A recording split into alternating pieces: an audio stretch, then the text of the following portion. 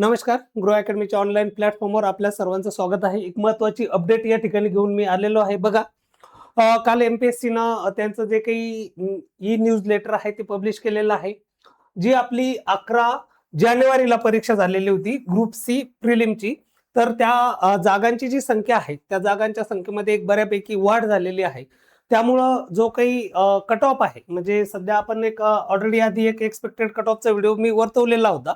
तर त्यामध्ये थोडंसं आता मार्क्स कमी होताना आपल्याला दिसणार आहे. कारण जर बघायला गेलं तर ज्यावेळेस जाहिरात आली होती त्यावेळेस जागांची संख्या होती 938 आणि काल जे काही आयोगाने न्यूज लेटर पब्लिश केलेलं आहे त्यामधील जागांची संख्या आहे 1510.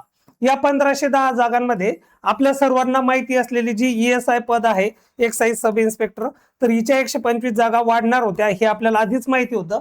त्यानुसार 938 अधिक 125 जवळपास 1063 जागांसाठीचा आपण ऑलरेडी कट ऑफ वर्तवलेला होता. आता बघा, या 1063 आधीच्या आणि आता बघा 1510 झालेल्या आहे, म्हणजे जवळपास 447 जागांची एक भरमसाठ वाढ या ठिकाणी झालेली आहे असं म्हणायला हरकत नाही. मग जर बघायला गेलं तर एवढ्या मोठ्या जागांमध्ये हा जो कट ऑफ आहे तर तो अर्थातच कमी येणार आहे. तो किती कमी येणार आहे ते आपण या ठिकाणी बघणार आहे.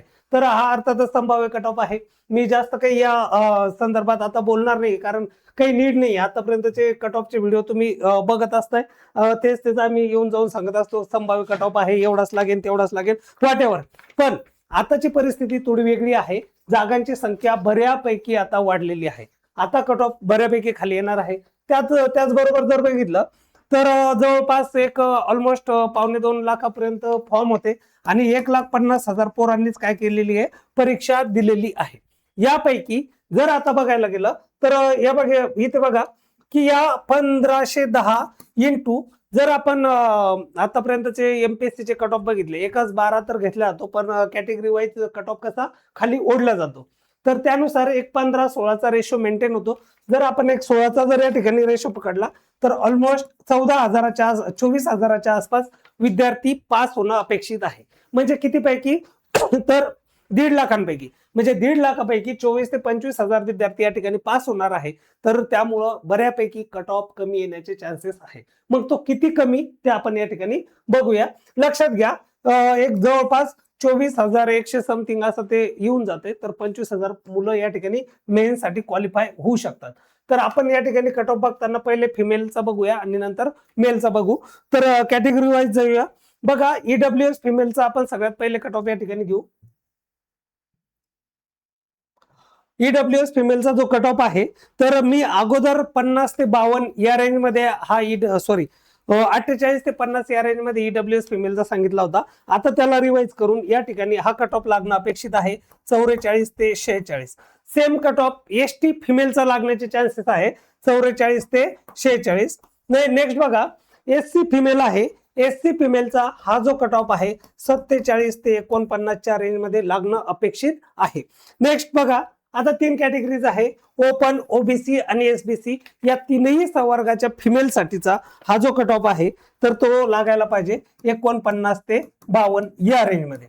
बघा, हे आहे तर फिमेल संवर्गाचे सगळे cut off. Revise cut off आहे या रेंजमध्ये कट ऑफ लागणं अपेक्षित आहे.